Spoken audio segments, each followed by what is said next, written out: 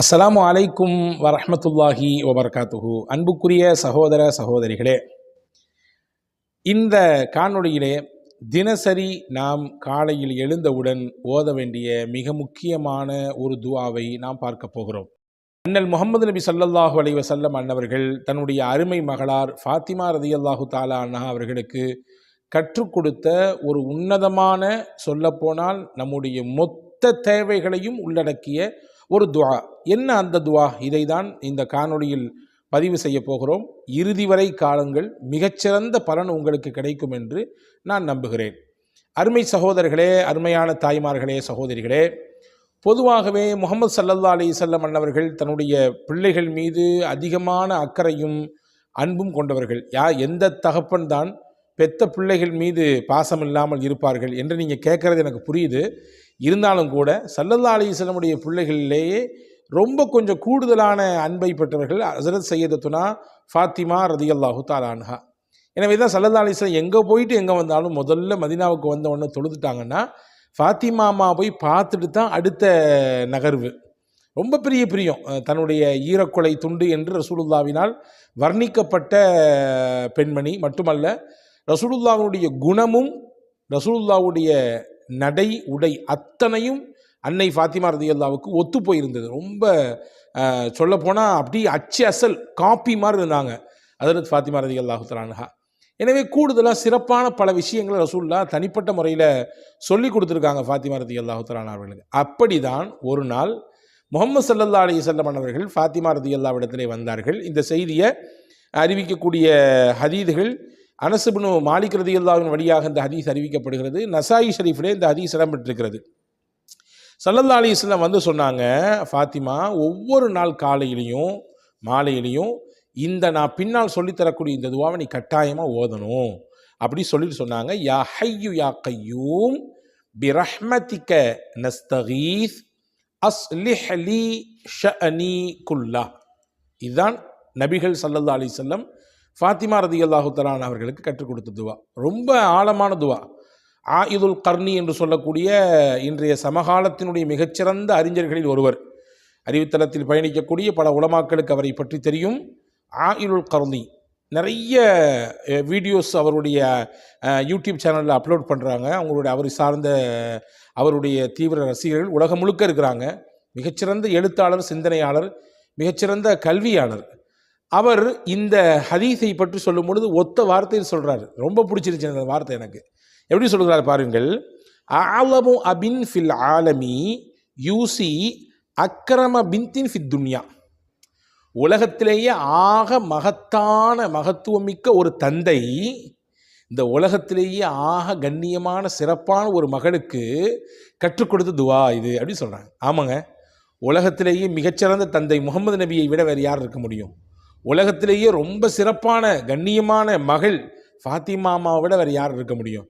அந்த ஃபாத்திமா அம்மாவுக்கு ஹஸரத் ரசூலுல்லாஹி ஸல்லல்லாஹு அலைஹி வஸல்லம் பிரத்யேகமாக கற்றுக் கொடுத்த ஒரு துஆ இது. ரொம்ப சுருக்கமான வார்த்தைகள் தான். கட்டாயமாக இதை மனனம் செய்ய வேண்டும். இதில் நிறைய விஷயம் உள்ளடங்கியிருக்கு. வார்த்தைகள் குறைவு தான், ஆனால் ரொம்ப அர்த்த புஷ்டி உள்ள துஆ இது. பாருங்கள், முதல்ல ஆரம்பிக்கும் பொழுதே யா ஹய்யு யா கய்யூம் அப்படின்ற வார்த்தையை கொண்டு ஆரம்பிக்கிறது துஆ. யா ஹய்யு யா கய்யூம், நித்திய ஜீவனே, நிலைத்திருப்பவனே. யாரவன்? அல்லாஹுதான். அல்லாஹுவிற்கு நிலையான ஒரு நிலையில் உள்ளவன் இறைவன் அல்லாஹ். அவனுக்கு தடுமாற்றமும் கிடையாது, பதற்றமும் கிடையாது. அதே போன்று இடையிலேயே முறிந்து போய் விடுவான் என்கின்ற நிலைப்பாடும் அல்லாஹ்வுக்கு கிடையாது. நிலைத்திருப்பவன், நித்திய ஜீவன் அவன். பிரஹ்மதிக அஸ்தகீஸ், உன்னுடைய பேரருளை கொண்டு உன்னிடத்தில் நான் உதவி தேடுகிறேன் சொல்லிட்டு சொல்றாங்க. அஸ்லிஹ் லி ஷஅனி குல்லா, என் காரியம் அனைத்தையும் நீனே சரி செய்து கொடுப்பாயாக. பாருங்க, ஹஸரத் அல்லாமா இப்னுல் கய்யூம் அல் ஜௌஸி ரஹ்மஹுல்லாஹ் சொல்றாங்க, யா ஹய்யு யா கய்யூம் அப்படின்ற இந்த இஸ்ம் இருக்குது, அல்லாஹுடைய திருநாமங்களில் பட்டது. ஹய்யுன் கய்யூம் நம்ம துவா செய்கிறோம் இல்லையா, திக்ர் செய்கிறோம் இல்லையா, இந்த வார்த்தை எவ்வளவு பவர்ஃபுல்லான வார்த்தை அப்படின்னா, இதா நாஜல் அப்து ரப்பஹு ஃபிஸ் ஸஹரி வஸ்தகாஸ பிஹி, எவர் ஒருவர் அதிகாலை சஹருடைய நேரத்திலே, அதாவது தஹஜ்ஜத்துடைய நேரத்திலே இந்த இஸ்மை சொல்லி ஹய்யுன் கையூம் என்ற வார்த்தையோ அல்லது யா ஹய்யு யா கையூம் என்ற வார்த்தையை சொல்லி அவர் அல்லாஹுவை அழைத்தால், அல்லாஹ்விடத்திலே உதவி தேடினால், அல்லாஹ் அவருக்கு என்ன தேவையோ அதை கொடுப்பான். எந்த மாதிரியான பிரச்சனையோடு அவர் அழைக்கிறாரோ, அல்லது எந்த மாதிரியான கவலையோடு அவர் அந்த வார்த்தையை சொல்லி அழைக்கிறாரோ, அல்லது எந்த மாதிரியான தீர்வு வேணும்னு அடிப்படையில், ஹலாலான முறையில், மார்க்க அனுமதித்த முறையில் வேணும் என்ற அடிப்படையில் அழைக்கிறாரோ அதை அல்லாஹ் நிச்சயம் தருவான் என்று ஹஜ்ரத் அல்லாமா இப்னு கையூம் அல் ஜௌசி ரஹ்மஹுல்லாஹ் சொல்லக்கூடியதை நாம் பார்க்கிறோம். அந்த அளவுக்கு ரொம்ப பவர்ஃபுல்லான வார்த்தை. அல்லாஹுடைய திருநாமங்களிலே வெரி வெரி பவர்ஃபுல் வேர்டு அப்படின்னு சொல்லலாம், இஸ்முன்னு சொல்லலாம், யா ஹய்யு யா கையூம். ரசூலுல்லாஹ் அந்த வார்த்தையை போட்டு தான் இந்த துவாவையே துவங்குறாங்க. அடுத்து நம்ம கவனிக்கணும், அடுத்து ரசூலுல்லாஹ் கேட்க சொன்ன விஷயம் என்னென்னா, அஸ்லிஹ் லி ஷஅனி குல்லா, என் எல்லா காரியங்களையும் நீனே சரி செய்து கொடுப்பாயாக. ஆமாம், எல்லா காரியமும் நம்மோடு தொடர்புடைய அனைத்து காரியத்தையும் அல்லாஹ் தான் சரி செய்து தர வேண்டும்.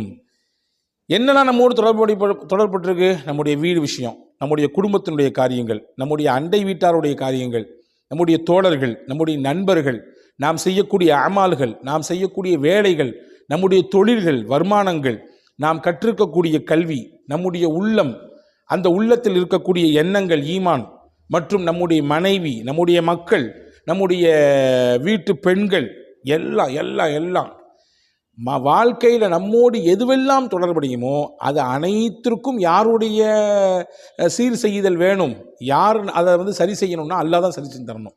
எனவே தான் இதை கேட்கறதுக்கு முன்னாடி பிரஹ்மத்திக்க அஸ்தகீஸ், உன் அருளை கொண்டு நான் உன்னிடத்திலே உதவி தருகிறேன். உன் அருள் இல்லைன்னா என் குடும்பம் சரியாக இருக்காது. உன் அருள் இல்லைன்னு சொன்னால் என்னுடைய தொழில் நல்லா போகாது. உன்னுடைய அருள் இல்லைன்னா தூங்குற நான் நாளை காலையில் கண்ணு முழிக்க முடியாது. உன்னுடைய அருள் இல்லைன்னா என்னுடைய பிள்ளைகளுடைய எதிர்காலம் கேள்விக்குறியாயிரும். உன்னுடைய அருள் இல்லைன்னா வாங்கியிருக்கக்கூடிய கடனை என்னையால் திருப்பி அணைக்க முடியாது. உன் அருள் இல்லை என்றால் பற்றிருக்கக்கூடிய நோயிலிருந்து நான் வெளியே வர முடியாது. உன் அருள் இல்லை என்றால் எதுவுமே எனக்கு ஆகாது என்பதை குறிக்கும் விதமாகத்தான் பெருமானா ஸல்லல்லாஹு அலைஹி வஸல்லம் அவர்கள் முதல்ல அல்லாஹ்வுடைய அருளை முற்படுத்துகிறாங்க. பிரஹ்மத்திக அஸ்தகீஸ், உன் அருளை கொண்டு உன்னிடத்திலே உதவி கோருகிறேன். அஸ்லிஹ் லி ஷஅனி குல்லா, என் எல்லா காரியங்களும் நீ எனக்கு சரி செய்து கொடுப்பாயாக. வேறு சில அறிவிப்புகளில் வந்திருக்குது, வலா தகில்னி இலா நஃப்ஸி தர்ஃபத் ஐன், இந்த வார்த்தையும் சேர்ந்து வருது.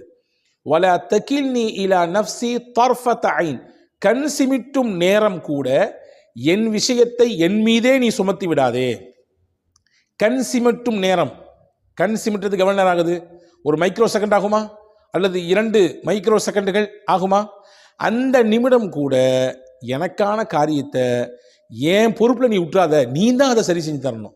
உன் பொறுப்பில் தான் நான் இயங்கிக்கிட்டு இருக்கேன், உன் பொறுப்பில் தான் என் எல்லா காரியங்களும் சரியாக நடந்துட்டு இருக்குது. கண் சிமிட்டும் நேரம் கூட அதை என்னிடத்திலேயே நீ ஒப்படைத்து விடாதே, என் மீதே அதை நீ திணித்து விடாதே, எனக்கு நீனே பொறுப்பு என்று என்னை நீ சாட்டி விடாதே என்று ஹஸரத் ரசூலுல்லாஹி ஸல்லல்லாஹு அலைஹி வஸல்லம் ஃபாத்திமா அம்மாவுக்கு கற்றுக் கொடுத்தாங்க. ரசூலுல்லாஹ் அந்த துவாவை சொல்லிக் கொடுக்கும்போது சொல்கிறாங்க, காலையிலும் மாலையிலும் இந்த துவாவை ஓதுங்கள், ஓதாமல் இருப்பதற்கு உங்களுக்கு என்ன நேர்ந்தது, கண்டிப்பாக ஓதிருங்களேன் அப்படின்னு சொல்லி கொடுக்குறாங்க.